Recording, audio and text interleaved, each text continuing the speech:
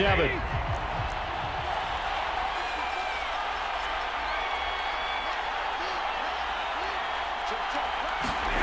Now it's Stafford. He'll get this complete to Cooper Kupp. The Rams going to go ahead and use the first of their timeouts as the clock will stop with 55 seconds remaining in the football game.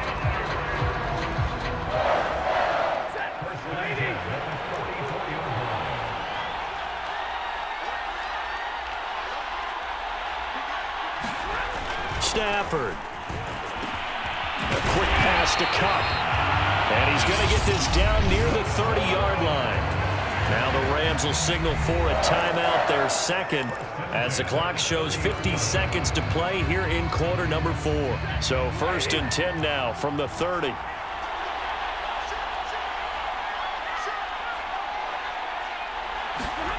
Stafford now to throw. That'll be caught by Kupp. And taking it to the 15-yard line before he's brought down. That's 30 yards now in the last 2 plays, back-to-back 15-yarders, and they're rolling. Haven't heard much from him all night, but welcome to the party, making his presence felt in a big way. They've kept him under wraps all night long, but boy, did he find a great time to bust out. Stafford barking out signals and trying to get his guys set quickly. Second down, they'll go with Akers again. And the stop will come inside the 5 at the 4. Now there's the timeout, signaled for with 2 seconds to go. And the field goal unit likely trying to send this one to overtime.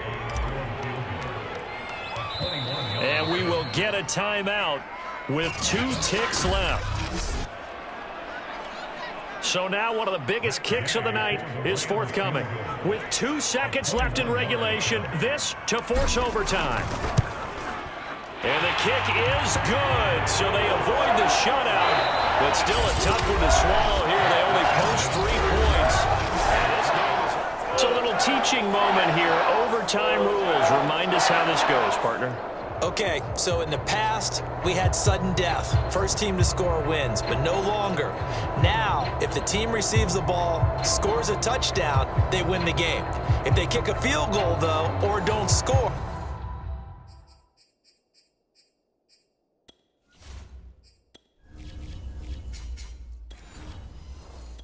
the other team gets a possession. And after both teams get a possession, then we're into sudden death. First team to score wins the game. Each team with a possession, each team with a field goal as the kick is away. And they will play it safe here and bring this one out to the 25. Seattle's offense coming back onto the field, ready for their second drive. They're set for their first drive here in overtime, and this is where the crowd can really become a factor. They've had to battle it all day, but I know what you're saying. In overtime, that gets doubled, doesn't it? At least, because now the crowd really wants to be involved and help their team, and that first drive can dictate the whole thing because they know if this team takes it downfield and scores a touchdown, it's game over. It's been loud in here so far.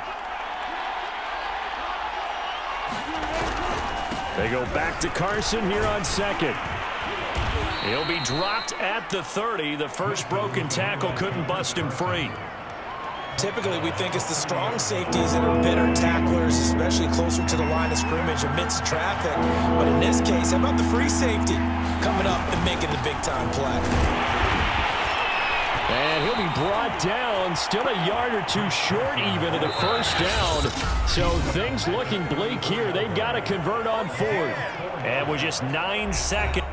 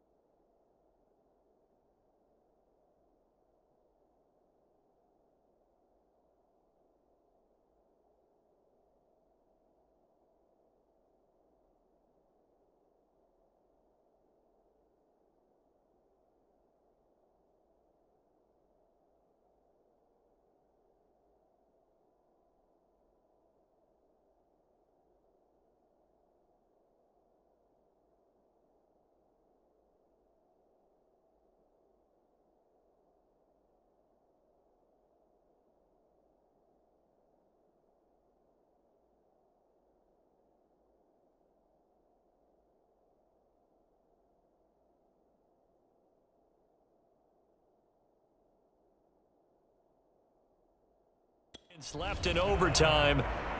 We get whistles and a timeout. So a big move here, playing to win in overtime. They're going to go for it on 4th down. First throw in overtime.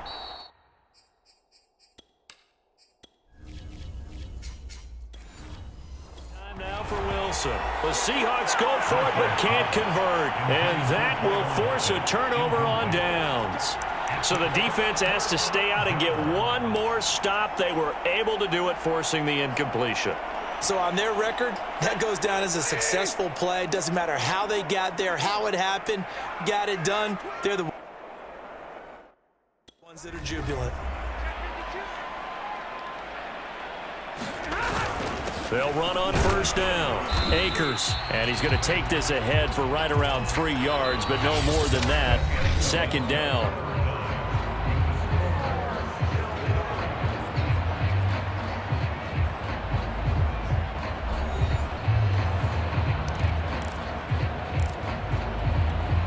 Second and 6. No, scratch that. 2nd and 7.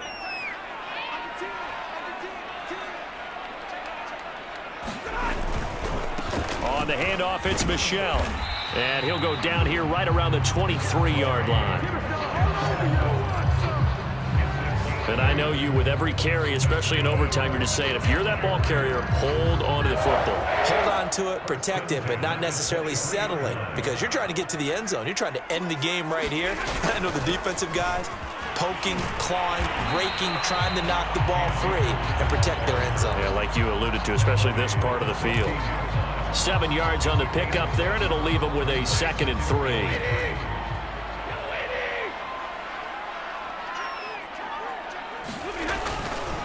A give. This is Michel, and I think we've got a hold here. It's a 5-yard pickup for the moment. Let's see what our referee says.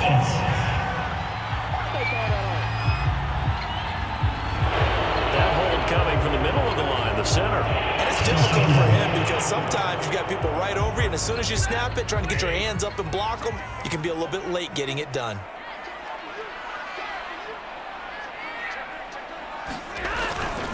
Following the penalty, Michel. And he's going to get this pretty close to a 1st down as the tackle is made at the Seahawks 16.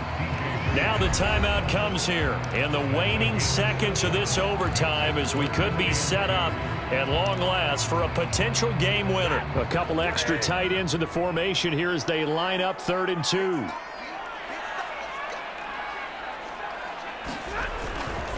They'll try and run for this with Akers.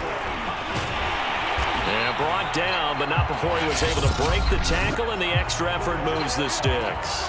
Now the timeout comes here in the waning seconds of this overtime, as we could be set up at long last for a potential game winner. A kicker fest so far, all points via field goals. They're hoping to change that right here. Trying to pound it in here with Michel, and he maneuvers his way down to the 3-yard line. So the OT clock hits 0, and we're still not done. We'll switch sides and need at least one more OT to decide it after this.